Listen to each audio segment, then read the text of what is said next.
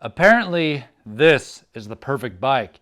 And if it is, I'll trade in my Mach 6 and buy this one instead. Let's crack it open.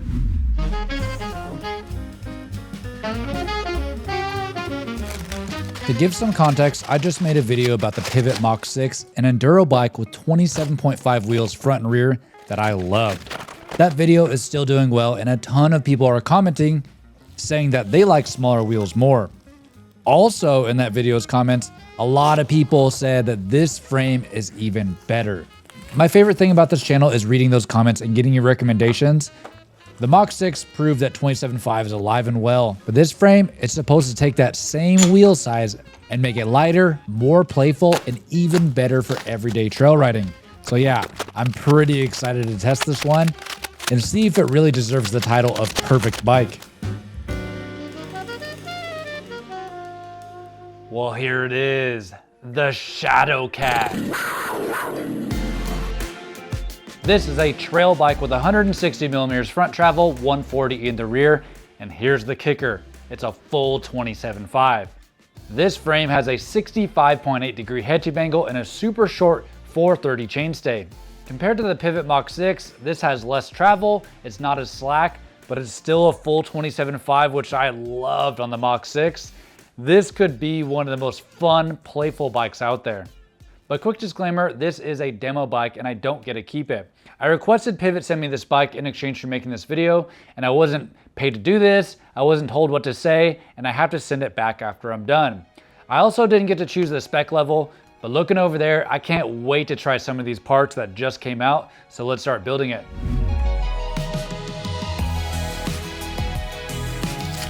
So this build is the XT Di2 with carbon wheels that retails for a whopping $9,749. Ideally, I would have tested for a lower spec. I thought I was going to get aluminum wheels at least, but beggars can't be choosers. This is all they had to send me for a demo.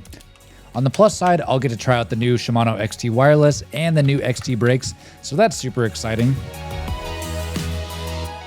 Well, I just found out something so big that this bike might actually get the approval from the Pink Bike comment section. And no, not because it's an actual Pink bike. The rear end is not Super Boost. I thought every Pivot had Super Boost. I'm also surprised to see the cranks are 175 millimeters long. I don't have the tools to work on race face cranks, so I'm gonna leave those on and see how they feel, but I'm not here to nitpick the parts. I just wanna feel what this 27.5 trail bike is all about.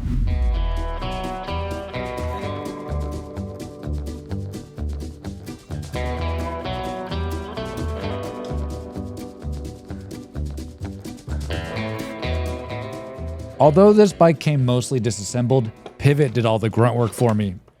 It looks like this bike was complete and they took it apart to send to me.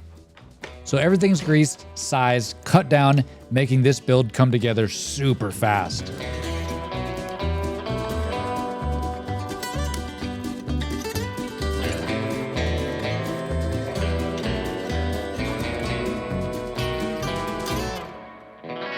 And last up are the wheels. Got the Reynolds carbon rims with bladed spokes and Maxxis Dissector tires front and rear. They're already set up tubeless. I can hear the sloshing around in there, but I'm gonna have some fun with this pink. So I got these valves from N+1 Bikes a while back, and this is the perfect bike to use them on.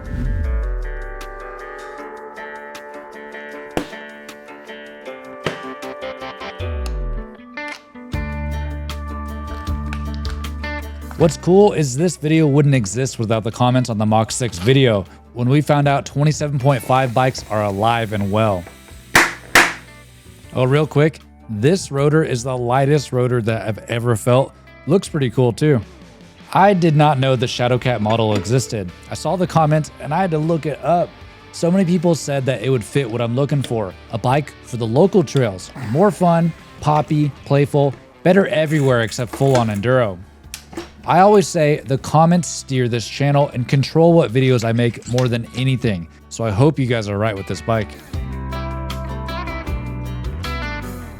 So here it is, the Shadow Cat. And I like that Mach 6 so much that it's hard to believe that this Shadow Cat could feel any better. But I gotta tune this bike up, gotta finish it up, and then we'll go hit the trail.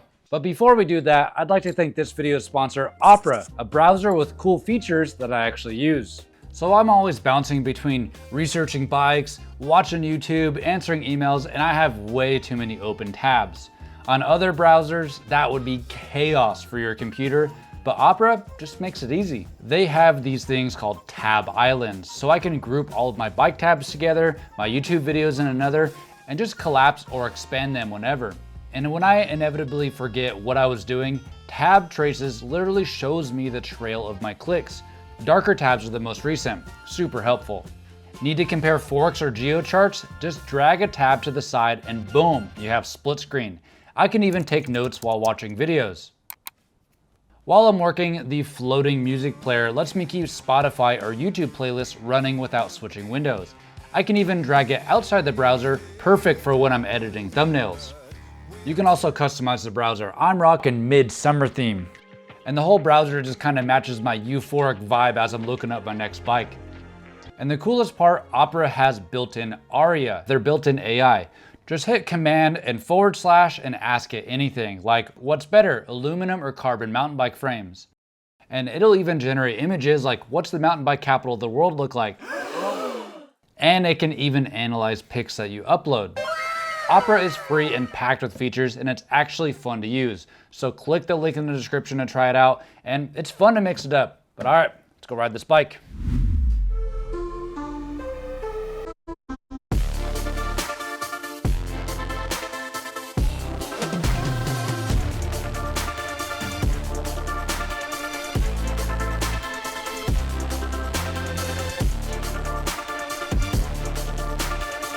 Wow, I cannot believe that this bike is 28 pounds. That's what a trail bike should weigh. Bikes have been trending heavier, and lugging around a 36-pound trail bike uphill is just not fun. I'll just be straight up. But of course, maybe this is like a dainty near XC bike now that has to be ridden delicately. I guess we'll have to go find that out. And funny enough, this is not the first pink bike that I've ridden this year. And no, before anyone says anything, this is not a girl's bike. It comes in slate blue too. I went with a size medium, which is a 460 millimeters reach. I figured smaller wheels, I'll go with the smaller size for max fun. And I also change out the bars because a near straight bar just looks a little bit funky to me. But this is my very first ride on this bike, so let's see how this feels. All right, let's go ahead and get this started. This is gonna feel a little weird at first because I got a new e-bike that's a full 29er.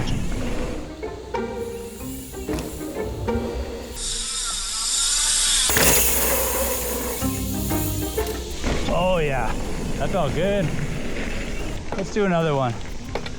All right, this bike is already feeling good. Let's try out this jump line.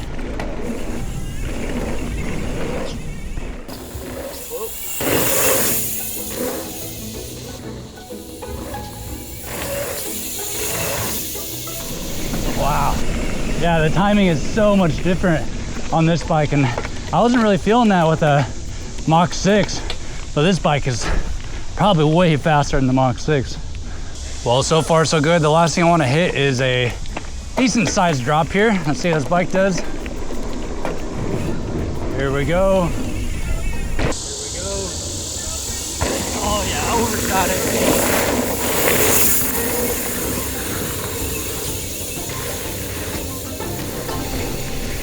Nice. All right, let's go hit something else. All right, off to the next little section here. Got a little punchy climb. And this bike climbs well, but it's like any bike that weighed this light would climb well. But I must be doing something wrong here because this shock has so much pedal bob. Yeah, it's so weird because like with the Ibis, that has a DW link just like this one. And both bikes, I was getting a lot of pedal bob just like that. And I had people comment that said that I must be doing something wrong because the DW link is supposed to be the super efficient, no pedal bob platform. But I really like a fast rebound, especially on these DW links. So I don't know, let me know in the comments of what I'm doing wrong here. And you know, it's funny.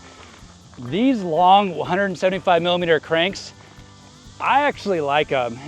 If you gave me the choice of picking like 155 millimeter or like 160 cranks or 175s, I'd go with 175s. I don't mind them at all, but I do mind pedal strike. So I hope I don't get any pedal strikes on this thing.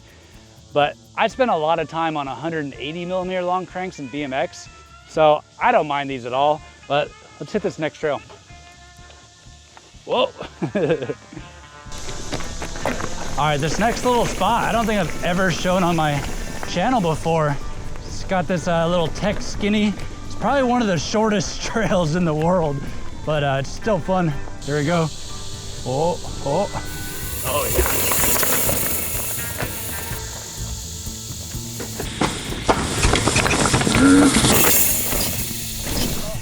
Oh yeah. I would not have done that little rock hop on any other bike. I think it's fun. Oh. All right, made it to the top, and I think I figured out the pedal bob thing. I didn't change any settings. I just figured out that when I pedaled harder and I kept in the cadence, I didn't feel the pedal bob anymore. So that was probably it. But let's check out this next trail. So this next trail is called Shrain Train, and it has a fun, chunky rock garden at the end. Well, last video, I learned that the Maxxis Exo tires are super fast. Yeah, they're light casing, more prone to getting them flat, but if you can ride gingerly and choose good lines, you'll be flying on these tires. So let's see how this goes. All right, here we go.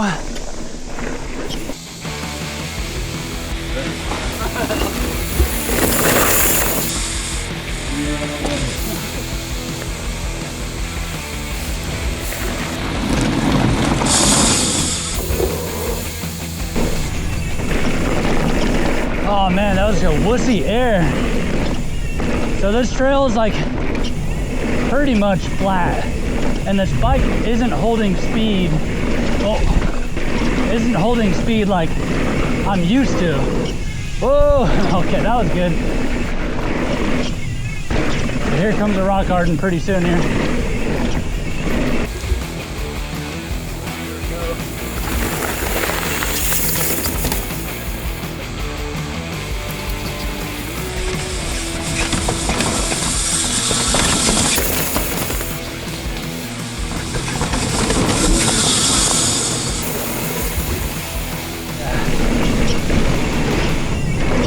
Yeah, man. Wow, this is overgrown right here.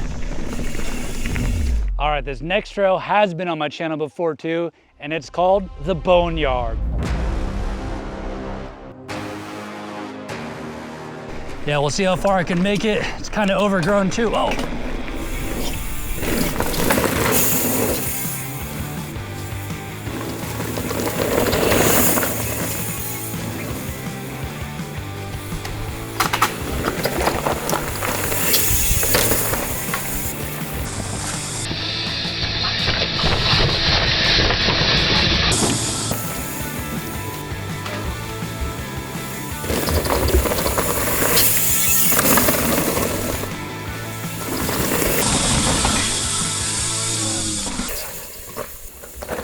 Oh yeah, wow. Man, that was sketchy. It is so loose right now. Man, I felt like I looked so timid, but this whole entire trail is like these big loose marbles and stuff, so it's super sketchy. But I have two final thoughts about this bike. First, all this testing definitely reinforces that 27.5 is alive and well. And this bike is weird. Like, I felt really confident on it, but it's one of those bikes that don't really feel like anything special. And there's bikes out there where I'm bombing downhill and I'm just laughing because it just feels so good. But this Shadowcat just feels kind of normal and natural. The biggest thing I can feel is this frame is probably the best I've ever felt while braking. It felt like I was digging in and never sliding. And it gave me the confidence to hit this rock step up because I was seriously considering pussing out. With that being said, is it different enough to trade in the Mach 6? I'm not so sure, but maybe I'll see how long I can keep riding it before Pivot asks for it back. But all this could not have happened without N+1 Bikes putting me in touch with Pivot. And Sean has been a huge help this year for getting new bikes on the channel. So if you're in the market for a new bike or parts, check out n1bikes.com. But I have one more video to post before I start the V10 upgrade series. And the next one is gonna be crazy because it's a bike that's technically best in class. I'll see you then.